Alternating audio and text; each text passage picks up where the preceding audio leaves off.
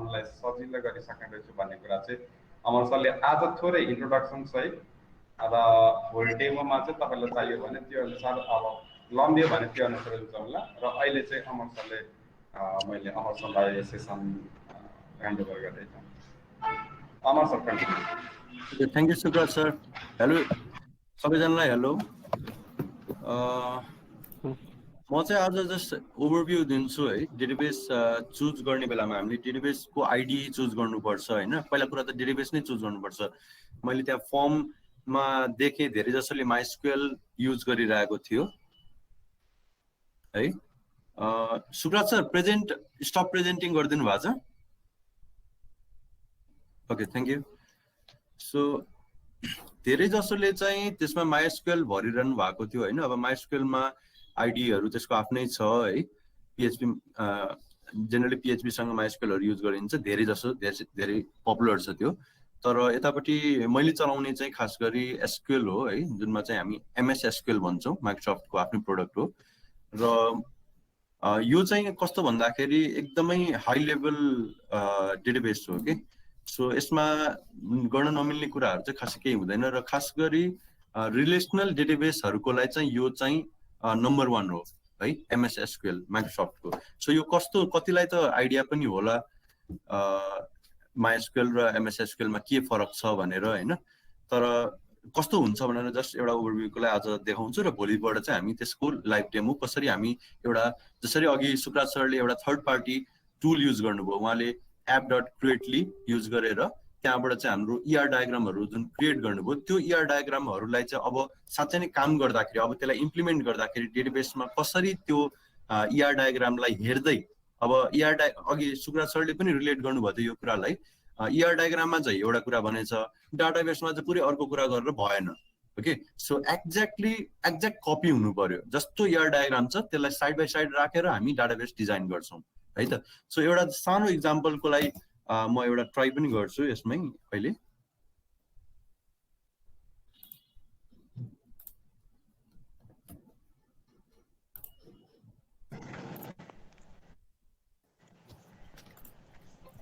Screen sharing भएको छ। Okay, मेरो स्क्रिन शेयरिङ भइरहेछ? देखिरहेछ? है सर, आइरहेछ है? मेरो स्क्रिन आइरहेछ? आएको छ त सर। ओके ओके, मैले यहीँबाट एउटा युआरएलबाट सिम्पल तिम्रो एकदमै यो फेमस ER डायग्राम हो हैन। यो स्टुडेन्ट लाइफमा धेरैजनाले युज पनि गरिसक्यो होला।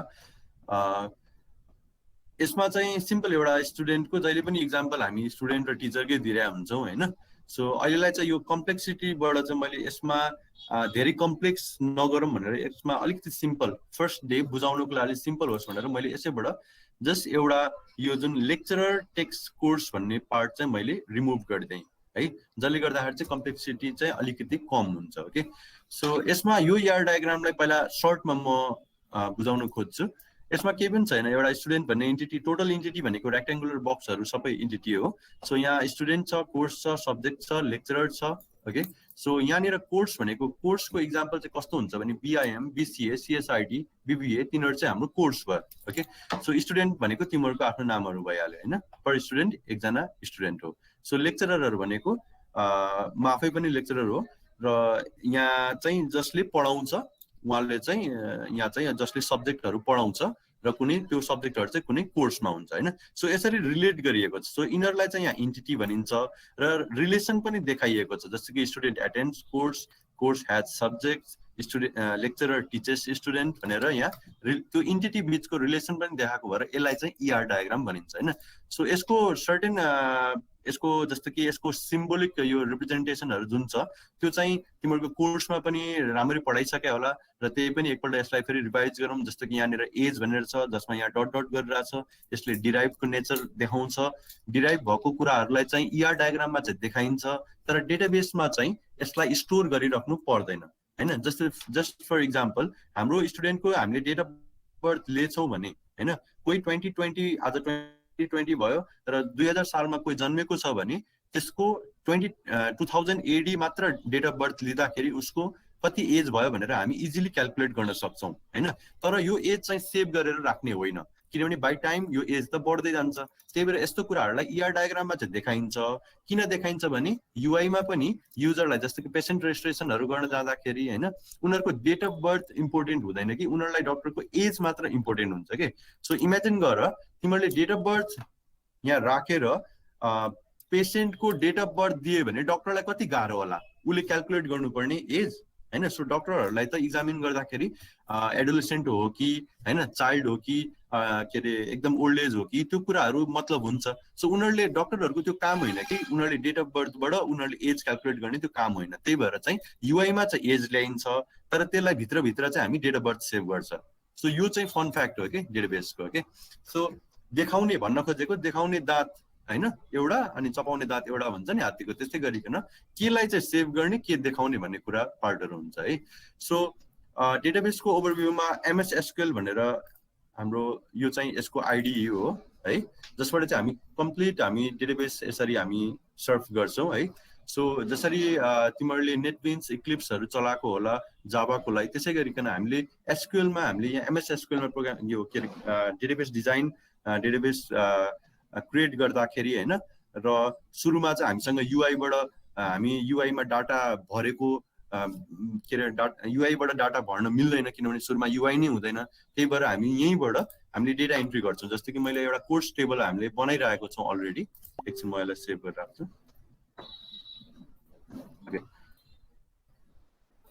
सो मैले एउटा सिम्पल डेटाबेस क्रिएट गरेको छु होइन र यस्तै मल्टिपल डेटाबेसहरू हुन्छ एउटा यो DBMS-मा।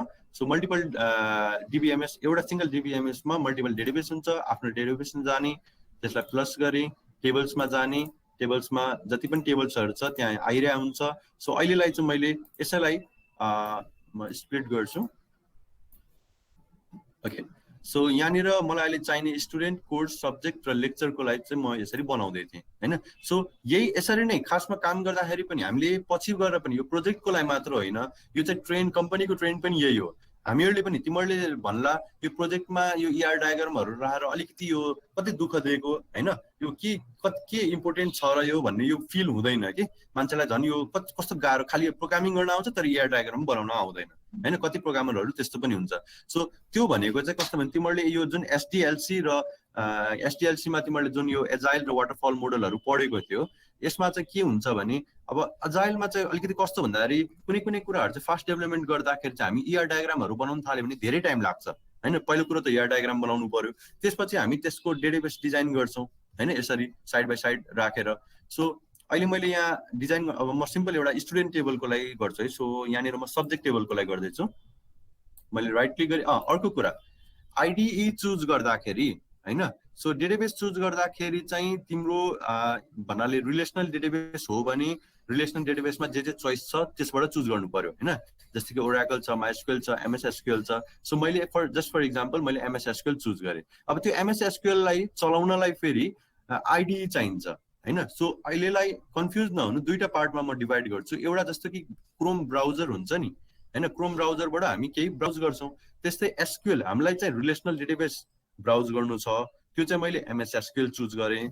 अनि आइडिई पनि माइक्रोसफ्टकै Microsoft SQL server management studio भनेर यो आइडिई हो ओके, जसले चाहिँ यो त ब्राउजर हो ओके। सो मेन डेटाबेस त यो हो कि डेटाबेस। सो MS SQL-लाई यस्तो मैले दुईटा MS SQL ब्राउज गरिरहेको छु ओके। यो मेरो अफिसको यो मेरो यहाँ डेमोको लागि होइन। सो यसरी यहाँनिर डेटाबेसहरू यसरी हुन्छन् ओके, मल्टिपल काम गर्दै जाँदाखेरि है। सो यसलाई क्लोज गरौँ। र यो मैले आइडी किन चुज गरेको भन्दाखेरि यो ब्राउजर होइन त्यो MS SQL चलाउनको लागि यो ब्राउजर किन चुज गरेको भन्दाखेरि यसमा चाहिँ त्यो सुकरात सरले भन्नुभयो जस्तै केस टुलहरू छ जसले प्रोग्रामिङ जसले डिजाइनिङ चाहिँ एकदमै फास्ट गर्छ, जसले डेभलपमेन्ट टाइम चाहिँ रिड्युस गर्छ होइन। सो केस टुल युज गर्न पाइन्छ, हाम्रो प्रोजेक्टमा पनि केस टुल युज गर्न पाइन्छ तर डिक्लेयर गर्नु पर्यो मैले यो केस टुल युज गरेँ यसको लागि मैले फलानु कुरा यो कामको लागि मैले यो केस टुल युज गरेँ भनेर भन्न पाइन्छ। सो सबै कुरा काम चाहिँ गर्नै पर्यो होइन। जस्तो कि अब यसमा मैले तिमीहरूले अहिलेसम्म टेबल क्रिएट गर्नु पर्यो भने के गर्थ्यो भने क्वेरी विन्डोमा गएर क्रिएट टेबल गर्दै यहाँ फलानु लेख्न थाल्थ्यो होइन। सो यो टाइम कन्ज्युमिङ हुन्छ। जस्ट फर इक्जाम्पल तिमीले अहिलेसम्म भनौँ न हामीले यहाँबाट एउटा कुनै फाइल्सहरू कपी गर्दाखेरि के गर्छौँ, राइट क्लिक गरेर कपी गर्छौँ अनि यता पेस्ट गरिदिन्छौँ होइन। सो सिन्ट्याक्स इरर हुने चान्सै छैन कि।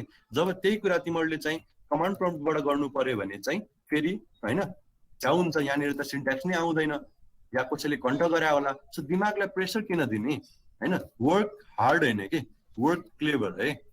सो त्यही भएर चाहिँ हामीले चाहिँ म चाहिँ के फोकस गर्छु भने त्यस्तो केस टुलहरू भएको आइडियाहरू चाहिँ चुज गर्दा राम्रो है। सो म पनि यहाँनिर क्वेरी विन्डो, यसलाई चाहिँ हाम्रो क्वेरी विन्डो भन्छ। सो यसरी न्यू क्वेरी गरेर मैले यहाँ क्वेरी लेख्न सक्छु होइन। यसरी सेलेक्ट कास्टिङ फ्रम भनेर यहाँनिर दिनु मिल्छ, जुन मैले बनाइसकेको छु अलरेडी होइन। एनिवेज सो यहाँबाट त्यो क्रिएट टेबलको क्वेरी लेख्नुभन्दा म चाहिँ के सजेस्ट गर्छु भने त्यो टाइम प्रोजेक्टमा धेरै कुराहरू गर्नुपर्ने छ, डेभलपमेन्ट पनि गर्नुपर्ने छ होइन। मार्क्स डेभलपमेन्टको मात्र आउँदैन, अरू धेरै कुराहरूमा फोकस गर्नुपर्ने छ। त्यही भएर यहाँतिर चाहिँ अलिकति टाइम बचाऊँ र डकुमेन्टेसनतिर त्यो टाइम दिउँ होइन। किनभने तिमीहरूको डकुमेन्टेसन अलिक र प्रेजेन्टेसन चाहिँ बढी फोकस भइरहेको छ है त। सो डेभलपमेन्ट पनि हो गर्नुपर्छ, तर यसमै धेरै टाइम लगाएर बस्ने चाहिँ होइन। सो अहिलेलाई मैले सिम्पल फेरि यो डेटाबेस चुज गरेँ र टेबलमा गएँ, राइट क्लिक गरेँ, टेबल गरेँ र अघि जस्तै सब्जेक्टको लागि एकपल्ट ट्राई गरौँ। सो सब्जेक्ट भन्ने टेबल बनाउनु छ मलाई र यसको यो एट्रिब्युट्सहरू lecture ID, subject ID, subject name. So यो अन्डरलाइन गरेको पार्ट चाहिँ यसको जहिले पनि प्राइमेरी की हुन्छ र मलाई सबै कुरा थाहा भयो कि। त्यही भएर टेबल बनाउनलाई चाहिँ ER डायग्रामले धेरै मद्दत गर्छ है। अब होइन यो नभएको भए हामीले इमेजिन गर्नु पर्थ्यो ओके। सो त्यसको एट्रिब्युट के होला, प्राइमेरी की के हाल्ने, फरेन की के हाल्ने, त्यो सबै कम्पोजिट के गर्ने होइन, त्यो सबै कुरा चाहिँ ER डायग्रामले। त्यही भएर ER डायग्राममा पुरै मेहनत गर्ने र फुल्ली डिटेल्ड ER डायग्राम बनाउने, तिम्रो रिलेसनहरू पुरै कम्प्लिट तिम्रो सिनेरियो चाहिँ यसले चाहिँ दिनुपर्ने हुन्छ है भन्न सक्नु पर्यो कि। ER डायग्राम हेर्दाखेरि डाटाबेस हेर्नै नपरोस् ओके। सो ER डायग्राम तिम्रो डिटेल्ड छ भने त्यही भएर चाहिँ हामी ER डायग्राममा चाहिँ बढी फोकस गर्छौँ। हामीले काम गर्दाखेरि पनि कम्पनीमा भोलि गएर तिमीहरूले काम गर्दा पनि फर्स्टमा कुनै पनि प्रोजेक्ट गर्दाखेरि हामीले त्यो सिस्टम एनालाइसिसहरू गर्दाखेरि डाटाबेस डिजाइन गर्नु अगाडि हामी पहिला सुरु ER डायग्राम बनाउँछौँ ओके। र त्यो ER डायग्राम यसरी बनाइसकेपछि त्यसलाई नै हेर्दै अब यो सब्जेक्टको टेबल बनाउनु छ, त्यही भएर मैले यहाँनिर अब जस्तो कि सब्जेक्ट आइडी ओके। सो के कलम नेम राख्ने सोचिराख्नु परेन कि, यो चाहिँ तिम्रो फास्ट हुन्छ है त। सो सब्जेक्ट आइडी इन्ट होइन। अब यहाँ डेटा टाइपहरू राख्दाखेरि अलिकति अब यो डेटा टाइपहरू चाहिँ डेटाबेस डिजाइन गर्ने बेलामा एकदमै इम्पोर्टेन्ट हो। ER डायग्रामले तिम्रो कहिले पनि डाटा टाइप कस्तो खालको हुनुपर्छ भन्न सक्दैन है। सो यहाँनिर चाहिँ हामीले दिमाग लाउनुपर्छ ओके। सो इमेजिन गर एउटा कोर्स टेबल बनायो होइन, र कतिजनालाई त अब अलिकति तिमीहरू हुन्छ, तिमीहरूको मैले कुराकानीहरू सुनिरहेको थिएँ, कलेजले राम्ररी पढाएन यताउति होइन। त्यो भन्नुभन्दा पनि म यहाँनिर इन्ट र बिग इन्ट भनेर छ है SQL मा। सो इन्टमा चाहिँ के हुन्छ भने त्यसको सर्टेन रेन्ज हुन्छ, बिग इन्टमा त्यो रेन्ज भन्दा बढी हुन्छ होइन। सो हामीलाई जब इन्टले नै पुग्छ भने किन बिग इन्ट युज गर्ने होइन, त्यो कुराहरू चाहिँ यहाँ विचार गर्नु पर्यो कि। तर कहिलेकाहीँ कस्तो पनि हुन्छ भने इन्टले पुग्दैन, त्यो ठाउँमा मात्रै बिग इन्ट युज गर्ने। अब त्यो मेमोरी एलोकेसनहरूको कुरा हो होइन, जसले तिम्रो डेटाबेसको साइजहरू बढ्दै जान्छ होइन। सो यो चाहिँ मैले अहिले सब्जेक्टमा धेरै आउँदैन, त्यही भएर मैले इन्ट मात्र युज गरेँ। यसको पनि धेरै ठुलो रेन्ज छ कि ओके, त्यो डिटेलमा चाहिँ गुगल गर्नु होला। र यो सब्जेक्ट आइडी भयो, त्यसपछि मैले सुरुमै सब्जेक्ट आइडी लेखेँ किनभने यो अन्डरलाइन छ, मलाई प्राइमेरी की बनाउनु छ। यसलाई मैले लेख्ने बित्तिकै सक्यो यसको काम होइन। र यसलाई क्लिक गरेँ, राइट क्लिक गरेँ, सेट प्राइमेरी की गरेँ किनभने यो अन्डरलाइन छ ओके। सो प्राइमेरी की यो बनाइसके पछाडि मैले यसलाई अझ अटो इन्क्रिमेन्ट गर्नको लागि है। सो अटो इन्क्रिमेन्ट भनेको के हो म पछि आउँछु। अहिलेलाई चाहिँ मैले यसको प्रपर्टी यहाँ यसमा गएर इज आइडेन्टिटीलाई यस गर्ने र इन्क्रिमेन्ट बाई 1 सिड 1 भनेको यदि फर्स्ट रो केही पनि छैन भने 1 बाट सुरु हुन्छ, सेकेन्ड रोमा आफै 2 आउँछ आइडी अनि त्यसपछि आफै 3 आउँछ आइडी ओके। सो यति गर्दै मैले यसको रेडी गरेँ सब्जेक्टहरूलाई। अब अर्को भनेको त्यसै गरिकन लेक्चर आइडी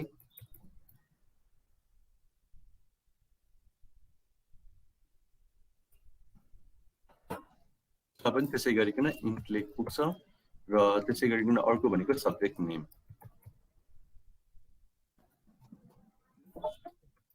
यो कुराहरू चाहिँ ER डायग्रामले भन्दैन कि भ्यार राख्ने कि एन राख्ने कि हैन, डाटा टाइप चाहिँ भन्न सक्दैन, त्यही भएर डाटा टाइप चाहिँ हामीले यहाँनिर दिनुपर्ने हुन्छ।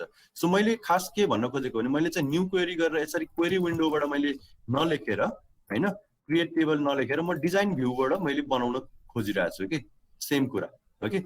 सो त्यही कुरा मैले अब यहाँनिर मैले सेभ गरेँ, त्यसपछि मलाई टेबल नेम माग्यो, टेबल मलाई सब्जेक्ट दिनु छ, त्यही भएर मैले सब्जेक्ट टेबल बनाइरहेको छु, सब्जेक्ट्स भनेर मैले सब्जेक्ट टेबल यसरी राखेँ। ओके, अब यो हेर्ने हो भने यहाँ हाम्रो रिफ्रेस गर्नुपर्छ, आफै आउँदैन, रिसेन्ट चेन्जेसहरू आउँदैन। ओके, सो यहाँनिर सब्जेक्ट टेबल आयो र यो रेडी टु युज छ।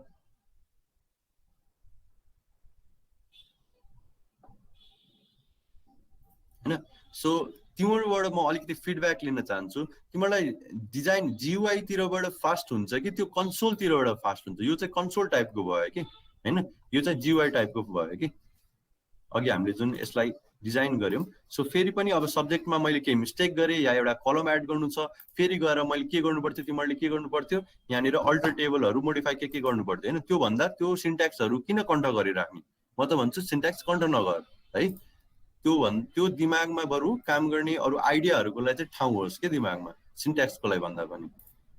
ओके, सो क्वेरी विन्डोबाट फेरि पनि म गर्दिनँ र अघि भने जस्तै सब्जेक्ट टेबलमा फेरि डिजाइनमा गयो भने फेरि म त्यही विन्डोमा पुग्छु हैन, र मैले यहाँ अर्को कलमहरू एड गर्न पाएँ। ओके, सो यसरी गरिकन student table, course table, subject table, lecture table बनाएर भोलिको दिनमा चाहिँ यो रेडी गरौँ र भोलिको दिनमा मैले प्रेजेन्ट गर्ने बेलामा चाहिँ यो student table, course table, subject table, lecture table कहाँबाट आयो भन्ने क्वेसन चाहिँ नरहोस् है। ल, आजलाई टाइम हामीसँग अलिक कम छ, हामी टाइम पनि नागिसकेको छौँ। सो भोलिको दिन चाहिँ हाम्रो जगदीश सरले पनि हेर्नुहुन्छ है, अलि इम्पोर्टेन्ट छ भोलिको सेसन चाहिँ। सो सबैजनाले प्लिज एपियर भइदिनु होला, र जो अलि इनएक्टिभ बसिरहनु भएको साथीहरूको आज पार्टिसिपेसन चाहिँ हिजोको भन्दा एकदमै कम भएको छ।